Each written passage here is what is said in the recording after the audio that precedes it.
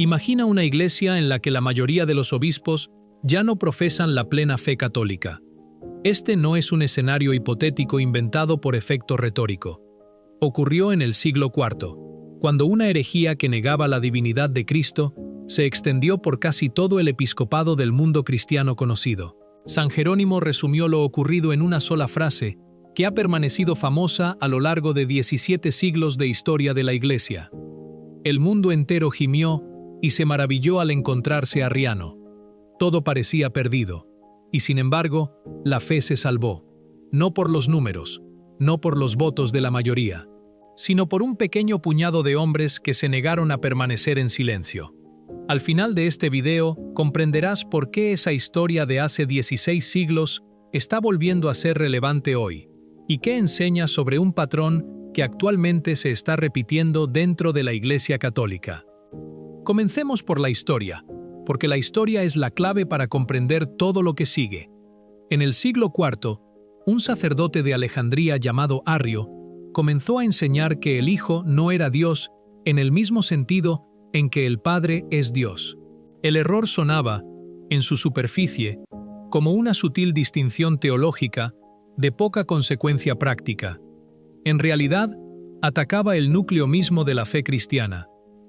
Si Cristo no es plenamente Dios, toda la estructura de la salvación se derrumba, porque solo Dios mismo podía realizar lo que la doctrina cristiana afirma que Cristo realizó en la cruz. Y sin embargo, la idea se extendió como un incendio por todo el mundo cristiano. En pocas décadas, una porción sustancial del episcopado había adoptado el error de forma abierta o lo toleraba por el bien de una vida eclesiástica más tranquila y menos contenciosa. Concilios enteros aprobaron formulaciones favorables a la herejía.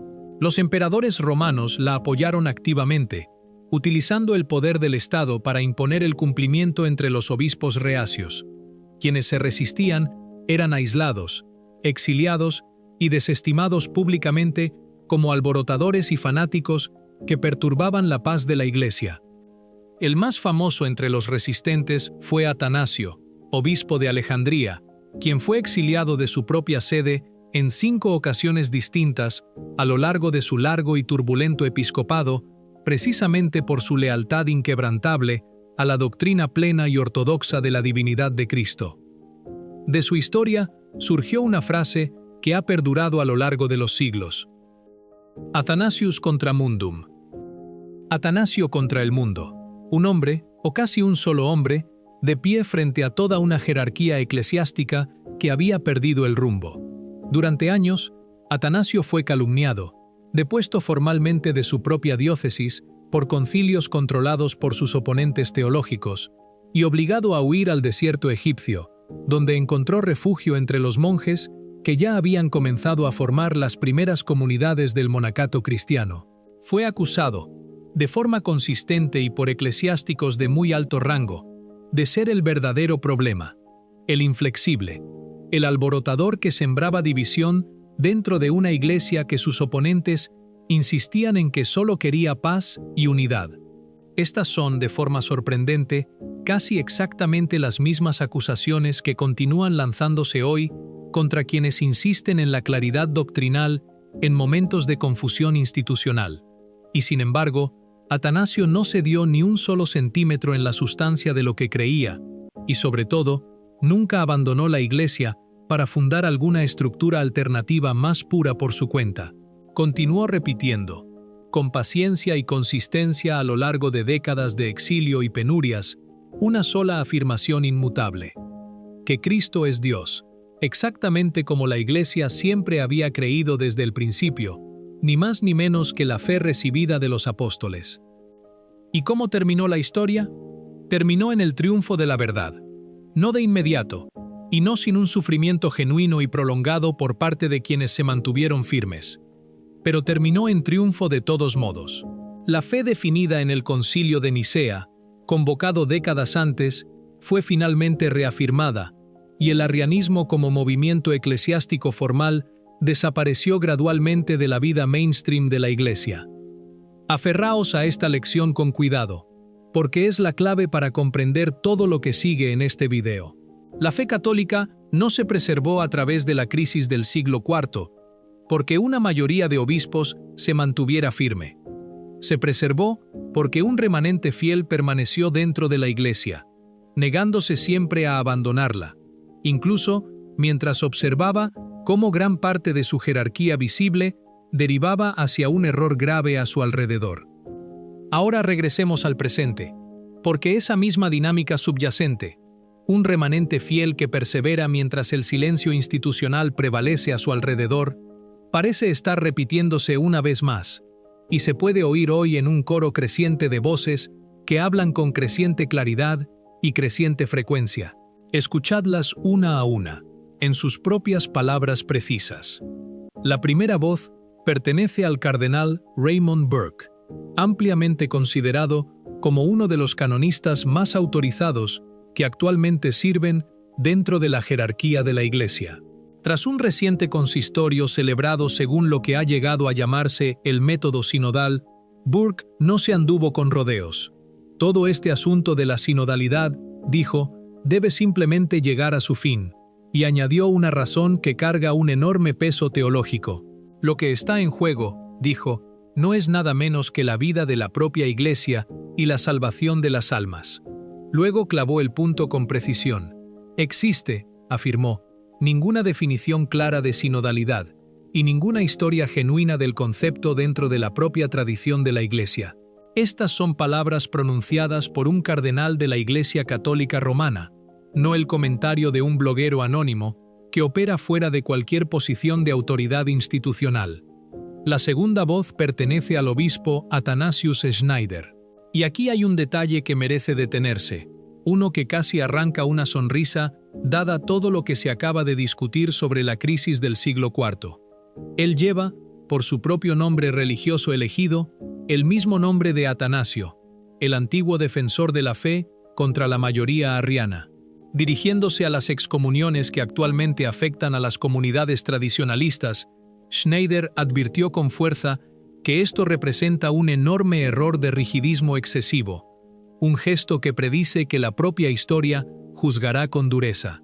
Fue aún más lejos. Suprimir comunidades de esta manera particular, argumentó, no es sinodal en ningún sentido coherente de esa palabra, dado con qué frecuencia se invoca la sinodalidad en otros lugares para justificar el diálogo y el acompañamiento paciente. Y las consagraciones en el centro de la controversia actual, insistió, no son cismáticas en ningún sentido teológico significativo, precisamente porque quienes las llevaron a cabo continúan profesando la plena fe católica sin alteración ni reserva. Esta no es, insistió, la voz de un rebelde. Es la voz de un obispo que pide a la Iglesia misericordia más que severidad unilateral, que es, señaló, precisamente lo que un auténtico pastor está llamado a hacer en un momento de crisis. La tercera voz proviene de África, del cardenal Robert Sarah, un hombre ampliamente conocido por la oración y el silencio deliberado más que por la provocación o la controversia por sí mismas. En su reciente libro que mira hacia el año 2050, Sarah emplea un lenguaje inusualmente severo. Describe la ideología de género y el extremismo islámico como bestias apocalípticas, fuerzas que buscan, en sus palabras, destruir la familia, a la humanidad misma y la propia imagen de Dios en el hombre. Y va aún más lejos, denunciando lo que llama un paganismo que ha resurgido incluso dentro de la propia Iglesia. No el paganismo en forma de ídolos de piedra, aclara, sino algo considerablemente más sutil, la pérdida de cualquier sentido genuino de lo sagrado, una profunda incomodidad con la verdad revelada, una liturgia cada vez más reducida a espectáculo y representación más que a culto. Y esta no es la voz de un joven provocador impetuoso que busca atención. Es la voz de un hombre anciano de oración que ha soportado personalmente la persecución en su propia tierra natal y que comprende, desde la experiencia vivida, el costo real que la fidelidad a la fe puede exigir. Cuando un hombre así habla, merece ser escuchado con verdadera seriedad. Aquí está entonces el coro, sus tres voces sonando juntas. Burke sobre la sinodalidad, Schneider sobre las excomuniones, Sara sobre el paganismo que resurge dentro de la Iglesia. 3 hombres, 3 continentes distintos, una alarma compartida. Y estas 3 no son las únicas voces que levantan esta alarma. Otros cardenales y obispos, en distintas partes del mundo y con sus propios énfasis y matices particulares, han expresado preocupaciones notablemente similares en los últimos meses. Esto no es, en otras palabras, una excentricidad aislada, confinada a 3 personalidades particulares que casualmente comparten un gusto por el lenguaje dramático. Refleja algo considerablemente más amplio, una preocupación que parece estar emergiendo orgánicamente desde dentro de la propia experiencia pastoral de la Iglesia y extendiéndose a través de su jerarquía de una manera que se asemeja a un patrón genuino de base más que a una campaña coordinada, orquestada por cualquier facción o red ideológica individual. Y aquí el paralelo con Atanasio se vuelve genuinamente difícil de evitar, porque incluso en el siglo IV, quienes se mantuvieron firmes en la doctrina trinitaria ortodoxa no fueron inicialmente numerosos. Eran pocos, dispersos, aislados unos de otros por el exilio y por la hostilidad del establishment eclesiástico que los rodeaba, y ampliamente considerados por sus contemporáneos como una causa perdida, un remanente obstinado, aferrados a una posición que la propia historia parecía haber abandonado ya en favor de las fórmulas de compromiso teológicamente de moda que dominaron concilio tras concilio durante décadas. Y sin embargo, tenían razón, y la historia los ha vindicado de forma tan completa que la misma ortodoxia que defendieron a tan alto costo personal ahora se asume simplemente como doctrina cristiana básica por miles de millones de creyentes que probablemente nunca han oído siquiera el nombre de Arrio. Como se observa a menudo, la historia rara vez se repite de forma precisamente idéntica, pero con frecuencia rima de maneras reconocibles e instructivas. Y así la pregunta se vuelve genuinamente inevitable para cualquiera que preste una atención honesta al patrón, ahora visible a través de múltiples continentes y múltiples eclesiásticos prominentes. ¿Son estos los Atanasios de nuestra propia era, de pie en su propio momento exactamente donde Atanasio estuvo una vez en el suyo? Pero se requiere una considerable cautela aquí, porque la precisión importa enormemente si esta comparación no ha de colapsar en el error opuesto e igualmente serio. Este video no está sugiriendo, y nunca sugerirá, que el propio Papa ocupe la misma posición que los obispos heréticos del siglo IV que promovieron o toleraron activamente el error arriano. Esa comparación no se está haciendo aquí, ni explícita ni implícitamente, y cualquiera que la extrajera de lo que se ha dicho estaría leyendo erróneamente de forma grave el argumento que se ofrece. El Papa sigue siendo el Papa, el legítimo sucesor de Pedro, y cualquiera que lo transforme en un adversario personal, al que oponerse y minar, está cometiendo un error tan serio como quienes permanecen en silencio puramente por conveniencia institucional o por el deseo de evitar inconvenientes personales y controversias. El punto real que se está haciendo aquí es diferente, y considerablemente más sutil que una simple acusación dirigida a cualquier individuo que ocupa el cargo más alto de la Iglesia. Concierne a la misma dinámica recurrente que ha aparecido repetidamente a lo largo de la historia de la Iglesia cada vez que una corriente teológica confusa o ambigua gana impulso institucional dentro de una era dada. En tales momentos, la fe se preserva no principalmente a través de las acciones de la mayoría, ya sea que esa mayoría resulte ser silenciosa, activamente confusa o genuinamente bien intencionada, pero simplemente agotada por la presión institucional a conformarse. La fe se preserva a través de aquellos individuos que poseen el valor específico requerido para alzar su voz con claridad, incluso cuando hacerlo conlleva un costo personal e institucional real. Y exactamente como Atanasio en su propia era, estos hombres particulares están hablando desde dentro de la Iglesia más que desde fuera de sus estructuras, mirando hacia adentro con hostilidad. Ninguno de ellos ha abandonado la Iglesia católica. Ninguno de ellos ha negado la legitimidad del pontífice reinante, ni ha cuestionado la validez de su elección y de su oficio. Ninguno de ellos se ha proclamado líder de alguna estructura eclesial separada y más pura situada al margen de la unidad visible que la Iglesia Católica siempre ha afirmado encarnar.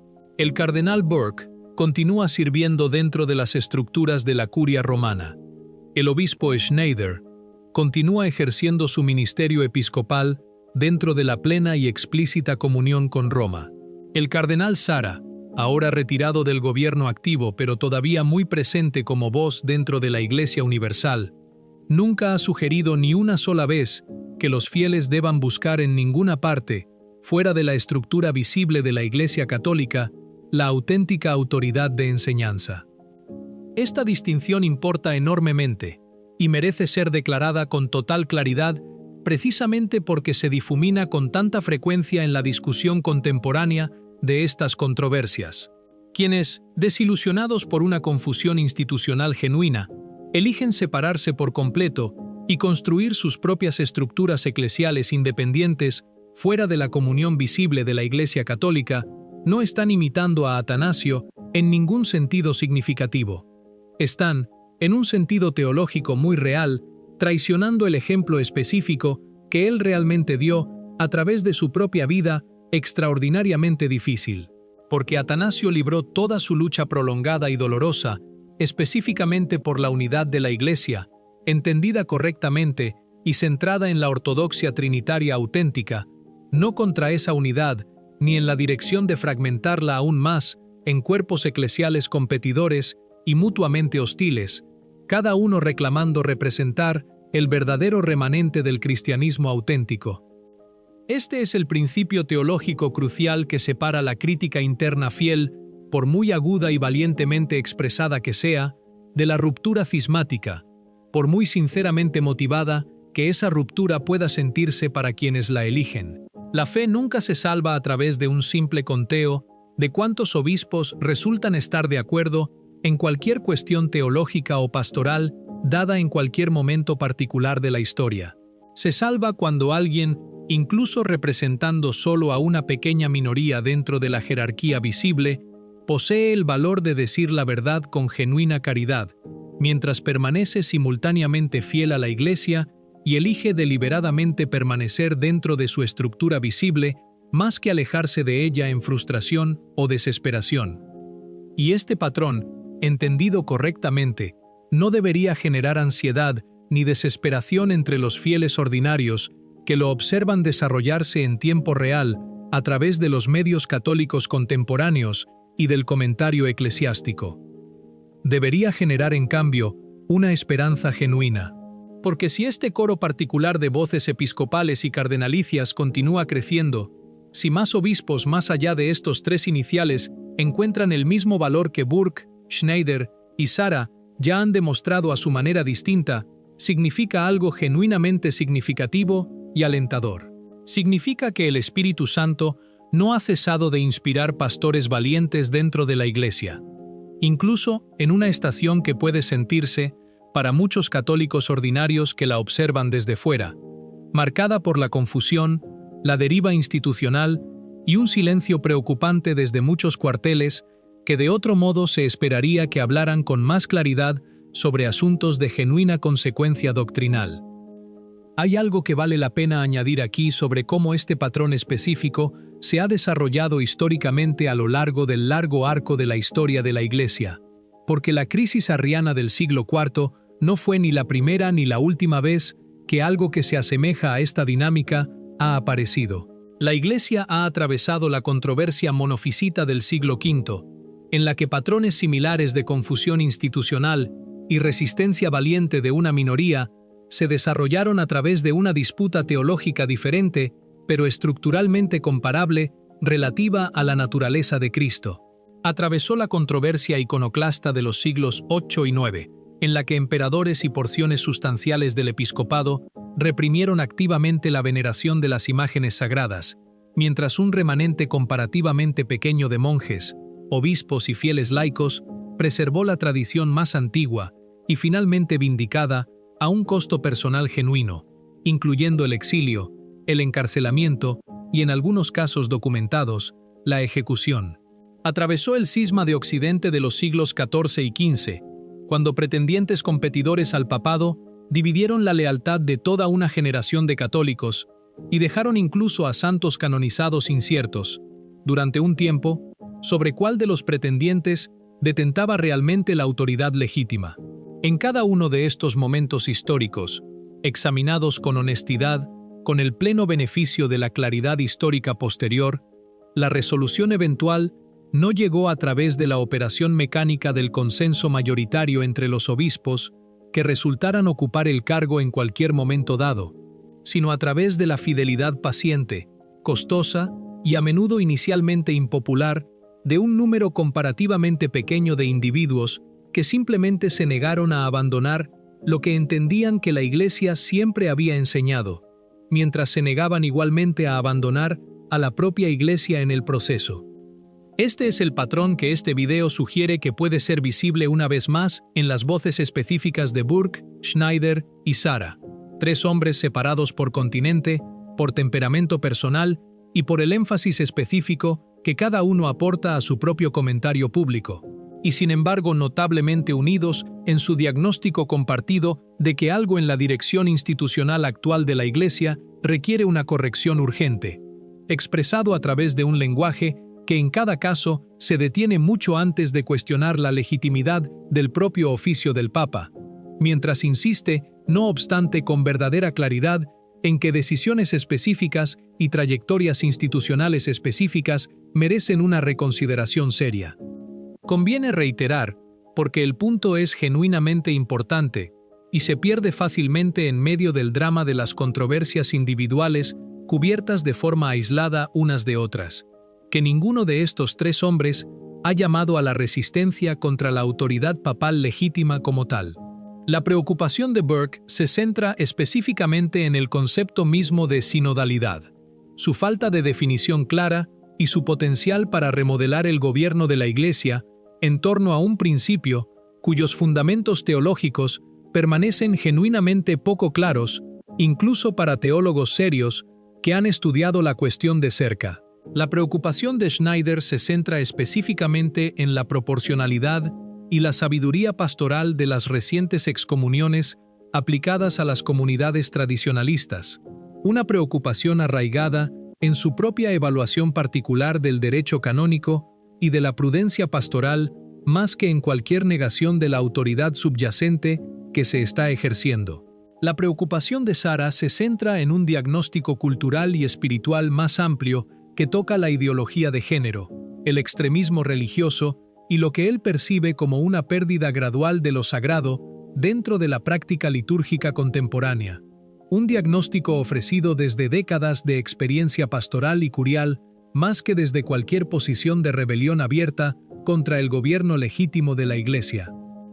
Cada una de estas tres preocupaciones, examinada individualmente y según sus propios méritos específicos, representa una contribución legítima a la discusión teológica y pastoral en curso dentro de la Iglesia, el tipo de discusión que la tradición católica siempre ha permitido e incluso exigido de sus obispos, precisamente porque los obispos cargan con una responsabilidad específica, una responsabilidad que no se evapora simplemente en el momento en que se anuncia una política particular desde un nivel de la jerarquía superior a ellos. Tomadas en conjunto, sin embargo, estas tres voces forman algo considerablemente más significativo que la suma de sus partes individuales. Forman un patrón, un coro, una alarma compartida sonada de forma independiente desde tres continentes distintos por tres hombres con tres historias personales y énfasis teológicos genuinamente distintos, y esa convergencia misma carga un peso que ninguna de estas voces por sí sola podría cargar por completo. ¿Qué opinas tú? Deja un comentario abajo. Amén. Que Dios te bendiga.